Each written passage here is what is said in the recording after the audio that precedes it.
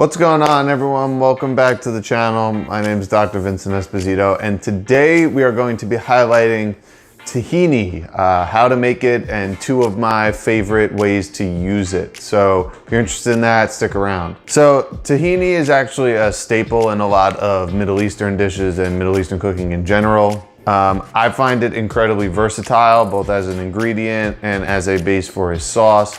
It is great if you are plant-based or vegan to add to make things, creamier and richer. I use it a lot in, say, things like salad dressings. You can also use it as part of dips or spreads, or even as a condiment on its own. So tahini itself generally is going to be sesame seeds ground up essentially into a paste, and then you're going to add a little oil to give some creaminess, and that's basically it. But we're gonna walk through that and a couple other of my favorite recipes. Let's talk about some of the health benefits first. So tahini is a really good source of copper and selenium. So selenium is great for both decreasing inflammation in the body as well as supporting immune system function. It also is a good source of phosphorus, which is really important for maintaining bone health. So again, inflammation is your response to some sort of pathology in the body, and acute inflammation's job is to essentially eradicate whatever goes on, and selenium plays an important role in that. Now, if the immune response either persists for too long,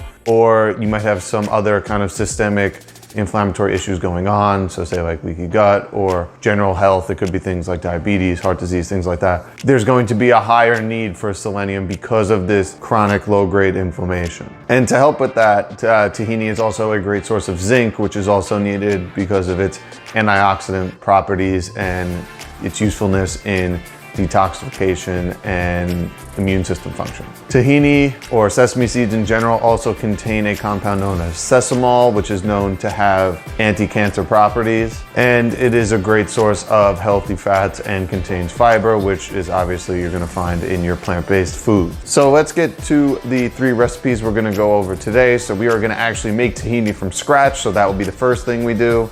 And then we're going to use that tahini two different ways. So one will be in a dressing, and one will be a cannellini bean hummus. So we'll do a twist on an original. I will post a traditional hummus video in the blog post associated with this, but I just wanted to give you like a different idea of how you could put a different twist on things. So without further ado, let's get into the recipe.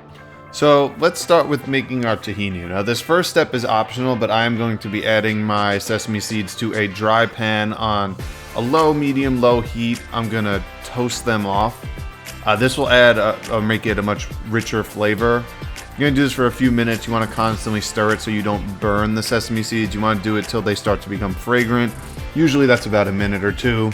And then we're simply just gonna add all our sesame seeds to a food processor. And again, if you don't want a roasted sesame seed, you can simply just put them in the food processor to begin with. And then we're gonna start pulsing. So we wanna pulse for about a minute until the sesame seeds start to form a paste. And then what we're gonna do is add some olive oil. You'll notice, you can't see it because it's a little off screen, but you're gonna add about 4 tablespoons for 2 cups of sesame seeds. And you'll notice it becomes more of a paste. And by pulsing it for another 2 to 3 minutes, you should get something that looks like this.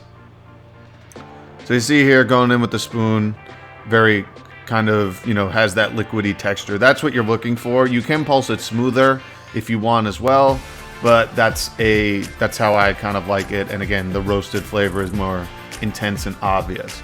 So let's make a cannellini bean hummus. So went in with a few cloves of garlic, went in with a can of cannellini beans that I rinsed and drained. We're going in with the juice of a lemon, some olive oil, and then, of course, some of our new homemade tahini that will add some of that creaminess that we want in our hummus.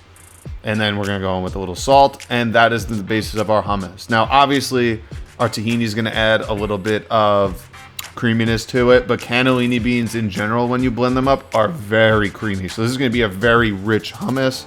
Now the hummus recipe that I will put in this video will be a standard one with chickpeas, but it simply just substitutes cannellini beans for it.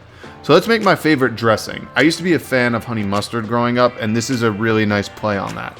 So in that bowl is just some olive oil, a couple tablespoons of tahini. We're gonna go in with some lemon juice, some Dijon mustard, about a tablespoon or so, and some coconut nectar. So obviously I'm not using honey here. If you want to substitute honey for coconut nectar, go ahead. A little salt. And this is now my favorite salad dressing. I use it on sauces. You can put it on beans. You can put it on really whatever, on vegetables. It goes great. I love it on salads personally, but this is like my go-to dressing now. So I hope you enjoyed these few ways to use tahini and also how to make it at home. Again, super simple. It goes a long way. If you are a vegan, tahini is one of those things that I just think you need to have in your fridge.